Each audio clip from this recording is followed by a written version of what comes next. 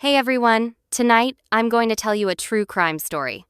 Gently. You're here with the soft hum of your room settling around you, a faint glow pooling on the wall, and the kind of hush that makes even the smallest sounds like the whisper of your blanket feel important. Picture a small American town after the rain, sidewalks rinsed clean, porch lights haloed in mist. Picture a diner sign ticking on and off, the red letters splashing color across an empty street. This is where you arrive, quietly, like a breath you hold just a second longer than usual. So before you get comfortable, take a moment to like the video and subscribe, but only if you actually like what I do here. And while you're at it, drop your location and your local time in the chat. I love seeing the map of where you're listening from start to glow. Now, turn off the lights, turn on the fan to make some soothing noise, and let's get active together for the night. You step off the curb, and your shoes squeak against the wet. The town is Willow Bridge, tucked an hour off the interstate, the kind of place where the grocery clerk knows your coffee order and the librarian knows your middle name. You move at an unhurried pace, past mailboxes still beating with rain, past lawns trimmed in perfect arcs, past the community board where flyers overlap like fallen leaves, lost cat, church rummage sale. The county fair schedule. The year is 2013, late fall. And the cold doesn't bite yet, it just brushes your sleeves as if asking for a dance. You're here because of a face you've seen on a poster so many times it has begun to feel like furniture. Lena Harrow, 28. Sober smile, hair pulled back, a single freckle that looks like a period at the end of a sentence. She worked the evening shift at Grady's Diner, brewed coffee that somehow tasted more patient than coffee anywhere else, and walked home past the high school and the baseball diamond where the grass always smelled like green apples after rain. One night she didn't make it home. One night a friend texted and got no bubbles back. One night the town, which had been all porch lights and pies on windowsills, blinked and woke as a place with a question that did not have an answer. You follow Lena's route, not because you think you'll find something it's been years, but because the route is a memory the town keeps replaying. You pass the light pole where someone tied a blue ribbon on the first anniversary, and now there are ribbons faded to chalky silver. A wind chime strums a soft chord you feel more than hear. You imagine Lena walking with a tote bag bumping her hip, white sneakers, and a receipt in her pocket. You see the pause she always took at the corner to look at the field, one beat, two, because the field is a calm she folded into her day. A police car idles near the diner, engine low, the inside lit with the aquarium glow of a laptop. The officer nods. There's a solemnity here, a courtesy extended to late walkers and sleepless souls. You nod back, and as you do, a slice of history flickers across your mind. In 1966, the U.S. Supreme Court established the Miranda warning. Those words you can recite by heart, and you picture how many times they've been spoken under skies like this, where clouds are a darker shade of night, and truth arrives in phrases. You don't say the words, you just hold them, like a coin kept warm in a pocket. At Grady's, the neon buzz isn't unfriendly, it's just a little tired. Inside, the air smells like pepper and pancakes, and the last coffee of the day. The waitress tonight is new, she didn't know Lena. But the corner booth keeps Lena's old name tag pinned beneath the sugar, a strange little shrine, one of those details towns carry without telling the news. It's almost odd enough to break the spell, like the bait vending machine outside the hardware store that glows green in the dark and occasionally drops a dud pack of gummy worms instead of night crawlers. You smile at the weirdness. Weirdness means life is still happening, even if the poster says otherwise. You slide into the booth. Smooth the napkin under your fingertips, and listen. In a town like Willow Bridge, listening is a kind of map. You hear the sizzle from the griddle, the scrape of a plate, the muttered recounting of a high school football game names drifting like leaves. Miles, Cody, V. You hear someone mention Thanksgiving pies, someone else complain about the county road salt budget, and then, very softly, someone say, arrest. The word catches on your sleeve, and you turn to find its source, but it dissolves back into the murmur.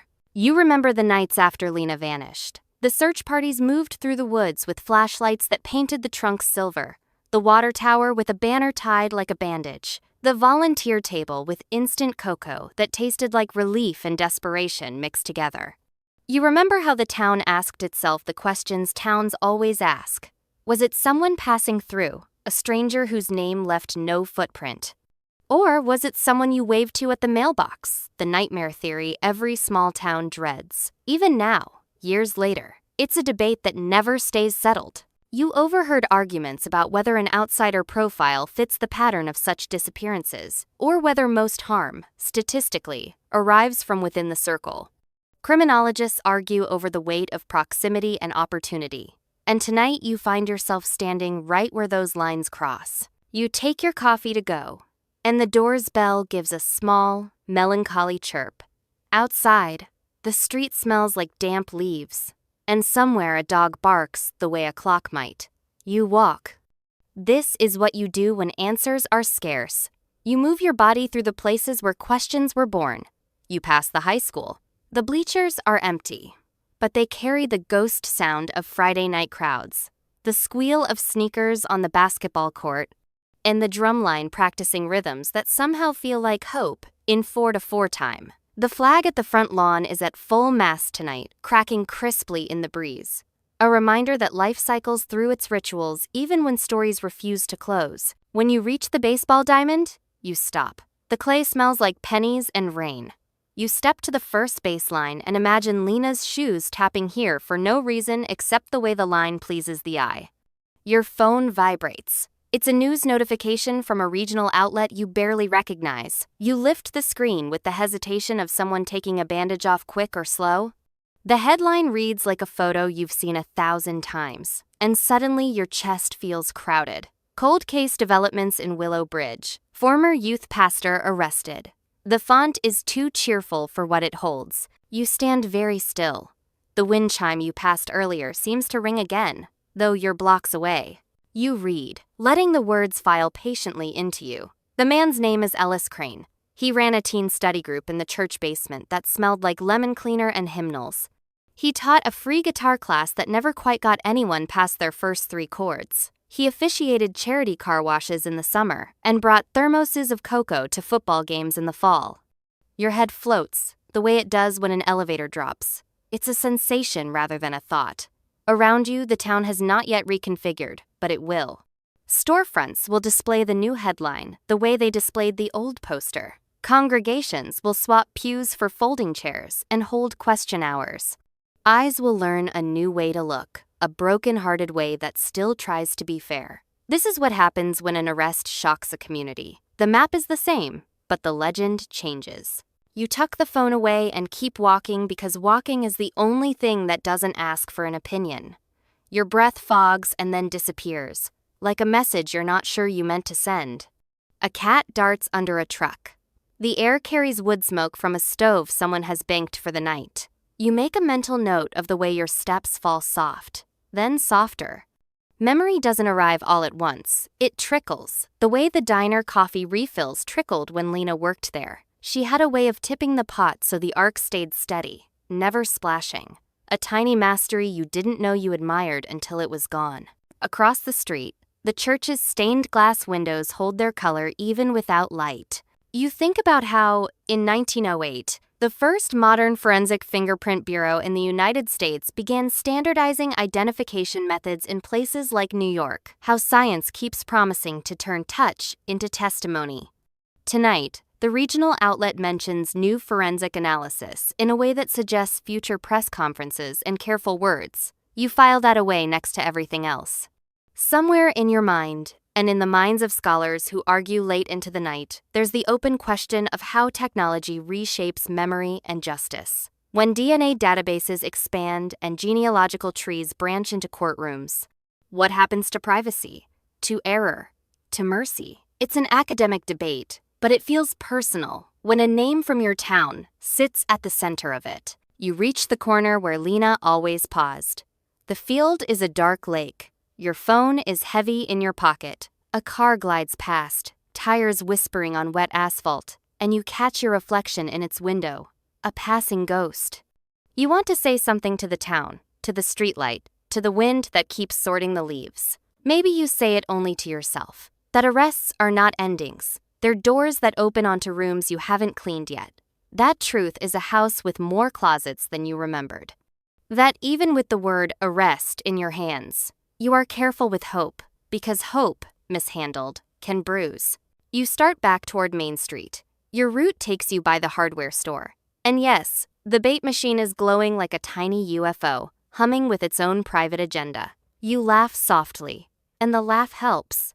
It's a human sound in a night that has felt too large. As you pass, a moth taps the machine's plastic and settles, tiny, as if choosing this green-lit chapel for reasons known only to moths. In the stillness that follows, you feel the town hold its breath with you. The posters on the board don't move, but they know. The porch lights keep doing their quiet work, but they know. Somewhere, phones are lighting up kitchens, one by one, as people say each other's names out loud just to keep them from slipping. And you? You walk. You let your steps find their rhythm, with the fan of the night air on your face. You let your heart steady. Not because the story is over, it isn't, but because you will need a steady heart to keep listening. You're not here to solve it alone. You're here to witness what it looks like when a place tries to learn its own past without losing its present. At the end of the block, you pause and look back the way you came, as if the street might write the next lines for you in a language you're just beginning to learn. The rain begins again, only a tick, tick on the mailbox lids, like a metronome that agrees to wait. You tuck your collar up and give the town a nod, a promise, and turn toward home, carrying with you the low electric ache of a headline that will change how tomorrow sounds when the sun is up. The morning after the arrest, you wake to the hush before dawn. It's that fragile hour when the light is unsure, and the house holds its breath as though waiting for permission to exist. You sit on the edge of your bed, listening to the hum of your refrigerator and the soft click of your neighbor's sprinkler starting up next door. You could almost believe everything is normal, until the thought returns. Quiet, but unyielding. Ellis Crane is in custody. You pour coffee. It tastes metallic today, as though the town's water pipes are struggling to swallow what happened. The local radio station, AM 760, crackles through static, announcing the headline as though saying the words slowly will make them behave. Arrest made in the 2013 disappearance of Lena Harrow. You listen. They replay a clip of Sheriff Danner's statement, his voice flat from too many nights awake. We believe recent forensic advancements have provided clarity in the case. Forensic advancements. You think about how, in 1986, DNA profiling was first used in a British case that changed everything. How science became a witness. How a strand of hair could outlast a lie. The host on the radio quotes an expert from the state university. Statistically, DNA doesn't lie, but it also doesn't explain. That part catches you. Doesn't explain. The town will want an explanation, and what it gets instead will be a shape made of data and grief. Outside, Willow Bridge looks unchanged. Kids still wait for the bus, backpacks slung low. The postman still hums to himself as he sorts envelopes. But there's something invisible now. A shift in the air, like everyone has begun walking half a step behind their own shadow. The diner opens early. A small crowd gathers, coffee cups steaming like fog over disbelief. You push through the door, and the bell above it gives a faint, almost apologetic chime. Inside, conversation feels like the creak of an old floorboard no one wants to step too hard. The new waitress, the one who never knew Lena, keeps glancing toward the booth that still carries Lena's name tag. The regulars are all here. Mr. Lewis with his crossword, the two town workers in orange vests, and Mrs. Harrow, Lena's mother, sitting near the window with a photo album closed in front of her like a gate. You've seen her many times over the years. Always gentle, always polite. Today, her hands are folded too tightly, her knuckles pale. You nod to her, uncertain, but she gives a small, tired smile. They say he confessed, she murmurs, her voice low. The kind of voice used in churches or hospital corridors. But it's never that simple, is it? You shake your head. It never is. The sheriff's press conference happens at noon in front of the county courthouse, a building that looks too proud for the kind of sorrow it's about to host. Reporters line up with microphones and tripods. Locals linger with folded arms. The air smells like cut grass and diesel from the news vans. When Sheriff Danner steps up, he squints into the sunlight as though the brightness itself is suspicious. He speaks of new forensic evidence found in an archived sample skin cells that match DNA preserved on an old item from the church basement. A hymnal, they say, that Lena once borrowed. The words fall into the crowd like small stones dropped in deep water. Beside you, someone whispers, "He married last year, has a daughter." The whisper carries a mixture of pity and outrage, a cocktail only small towns can mix so perfectly. Danner keeps his statement brief. "We're grateful for the persistence of science," he says, "and for the patience of this community." Then he steps back. The murmurs rise, then scatter. No one cheers, no one claps. There's no clean line between closure and disbelief. Later, walking back toward Main Street, you notice something peculiar. The newspaper box outside the pharmacy is empty. Not just sold out empty, the inside stripped bare. Someone must have taken the stack. Maybe the editor pulled them back for reprint. Maybe a resident wanted to keep them from spreading panic. It's the kind of detail that will turn into folklore later. Remember how the papers vanished that morning? Small towns keep their mysteries like heirlooms. You drift past the elementary school. The playground is fenced, the swing chains clinking lightly in the wind. You stop there, caught by the rhythm. In your memory, Lena's younger brother used to volunteer at this school's spring carnival. He ran the beanbag toss and played bad guitar for the cakewalk. He moved away years ago. Some nights, he calls into radio shows under fake names, arguing that small-town justice is too tight, too personal. Scholars debate the same thing, whether justice in close-knit communities bends toward truth or toward vengeance. You think about that as the swing squeaks again, an offbeat note in the morning. By evening, the story hits national news. You see it on your phone, scrolling. Former youth pastor arrested in 2013. Cold case, town in shock.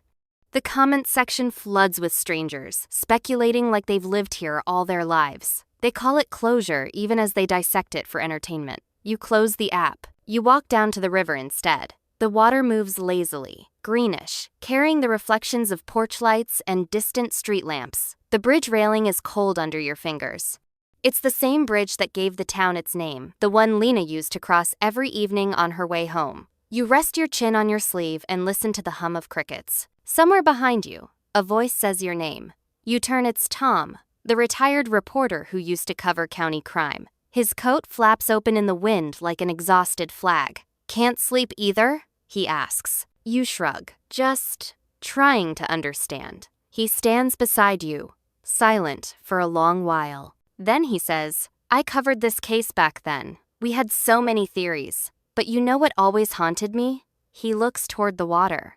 That night, someone heard two sets of footsteps cross this bridge, one heavier, one lighter. Then just one came back. You stare at the river. The ripples catch the light like silver thread unraveling. "Never could prove it," he adds, voice soft. "Might have been kids, might have been nothing, but it sticks." You nod. The sound of the river fills the silence between you. After Tom leaves, you linger, tracing your fingertip along the rail's chipped paint. You think about how every investigation has ghosts of what wasn't found, facts that almost surfaced but drowned instead. You think about the strangeness of coincidence, about how in 1947, when the Black Dahlia case dominated headlines, Los Angeles police received hundreds of false confessions.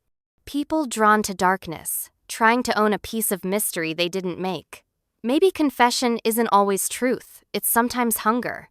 The town lights dim early tonight. You walk home through streets that look normal but feel rearranged, as if someone shifted the furniture of reality an inch to the left.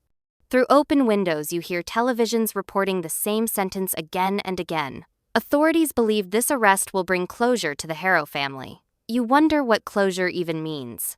Is it a locked door, or is it a window cracked open to let ghosts out? Academics argue it's both an end that doesn't end, a narrative device humans cling to so we can sleep. When you reach your porch, there's a small package sitting on the step. No name, no return address. Inside, wrapped in tissue, is an old cassette tape labeled Youth Night 2012. You still own a player, dusty and yellowed with time. Curiosity wins. You slip the tape in and press play. The sound is wobbly at first. Music, laughter, someone calling out Bible verses between chords. Then, faintly, a voice. Lena's. She's thanking Ellis for helping organize the food drive. Her tone is cheerful, ordinary, and full of light you can almost feel. The tape hisses, then another voice cuts in male, tired, maybe recorded later. It says one sentence before the tape ends. You never find peace until the right person listens. You sit there, the machine still humming even though the tape has stopped. The words echo like something too heavy for the air. You rewind it and play it again. The same thing, but this time you notice background noise, a soft ticking. A clock? No, a turn signal. You realize the second voice was recorded in a car. The tape isn't a confession, it's a message, maybe one never meant for public ears. You set it aside, unsure what to do. Midnight finds you at the edge of sleep, your fan humming like a gentle tide. The phone vibrates again. Another update. County prosecutors confirm Ellis Crane maintains innocence, so the confession misses. Harrow mentioned wasn't one. The story shifts again. Truth retracts its hand, just when you think you've caught it. Outside, the wind picks up. Somewhere, the ribbons tied to the old light pole tremble like ghosts rehearsing their lines. The next day arrives gray and windless. The air feels like it's holding its breath again, waiting to see what people will decide to believe. You stand by your window, watching clouds slide over the church spire, and it's almost impossible not to think of Lena. The tape is still on your kitchen table, beside your coffee mug and a pen you can't remember putting there. You play it one more time, headphones on, volume low. The ticking, yes, definitely a turn signal, a left-hand rhythm. You check your watch, your heart thumps too quickly for morning. Somewhere in that sound is a clue, or maybe just the illusion of one. You tell yourself not to spiral, but curiosity is a current you don't swim in it. It swims you. By noon, the town's small courthouse is surrounded by news vans. Satellite dishes bloom like metal flowers. The locals hover at the edges, careful not to step too close. It's the first arraignment. You stand across the street near the bakery, the smell of sugar and yeast oddly comforting. Reporters call out questions. None are answered. Ellis Crane appears, escorted by deputies. You expect a monster. You get a man who looks like someone's tired uncle, tie crooked, cuffs too long, face pale but calm. He doesn't scan the crowd. He looks down, as if the pavement might explain something. The courthouse door closes behind him, and that's when you realize you're shivering. Not from cold, something else. Someone beside you mutters, "That's not him. Can't be." Another replies, "DNA doesn't lie." The first one shakes their head. Neither does the river. But it never told us the truth, did it? The sentence feels too poetic for an argument, but in Willow Bridge, people talk like that when the facts get slippery. That evening, the sheriff's department releases an official update. Evidence remains under review. Additional testing pending. You read it twice. The words like, wet paper hard to hold, easier to tear. You start walking again, because motion helps the mind think straight. The streets are slick with mist. Porch lights burn behind curtains. At the edge of town, near the old quarry, you hear music, a guitar, off-key, faint but familiar. You follow the sound down a gravel path. It leads to a bonfire circle where teenagers sometimes hang out. Tonight, it's empty, except for a small battery speaker playing a looping track. You step closer. It's a recording of a hymn, the same hymn from the cassette. You pick up the speaker, no phone connected. Someone must have left it running. The fire pit is cold, but fresh footprints lead away, toward the trees. You follow until the sound of the river replaces the echo of your steps. There, under the bridge, you find a message spray-painted in silver. Listen to her. It glows faintly under your flashlight, letters dripping as if they'd just been written. You stand motionless. The night hums around you, crickets, water, and your heartbeat like a drumbeat in the dark. The next morning, Willow Bridge is buzzing again. The graffiti becomes the new rumor. The sheriff's office denies involvement. Some say it's teenagers chasing clout. Others swear it's divine. A few whisper that it's Lena herself. A voice insisting on the story being told right. You think about history, the real academic kind. In 1692, the Salem witch trials unraveled because people confused evidence with fear. Testimony became theater. Scholars still debate whether the mass hysteria was a product of psychology, religion, or rye-bred fungus. Theories stretch like shadows. Truth stays stubbornly still. Maybe Willow Bridge is having its own small echo of that. By afternoon, you can't sit still. You take the tape to Tom, the retired reporter. He listens, face unreadable. When it ends, he says, "That second voice. It's not Ellis." You blink. How do you know? Because I interviewed him once. His tone's higher. This voice has weight. Older. Maybe Danner. The sheriff? The thought feels wrong, but it lands anyway. Tom shakes his head. Or someone imitating him. It's hard to tell with those old recorders. But the line, "the right person listens," feels pointed. You both sit in silence for a while, the fan clicking in his living room. Finally, he sighs. "Keep it quiet, at least until we know more." You promise. But curiosity doesn't care about promises. That night you sit by the river again, tape playing softly through your earbuds. You close your eyes, trying to hear beyond the words. The ticking signal. The faint hum engine idling. Then, for a fraction of a second before the tape ends, you catch something new. A background voice whispering a location. Mill Road. You open your eyes. Mill Road runs behind the old feed store, abandoned now, half swallowed by vines. You shouldn't go, but you do. The feed store looms like a relic of another time. The padlock on the door is rusted but loose. Inside, dust dances in the beam of your flashlight. There's the smell of old wood, oil, and something faintly sweet, like spilled grain. In the corner, a stack of boxes. You pry one open. Hymnals, youth group flyers, yellowed paper. Another box holds tapes. Scores of them, each labeled with dates from 2012 to 2014.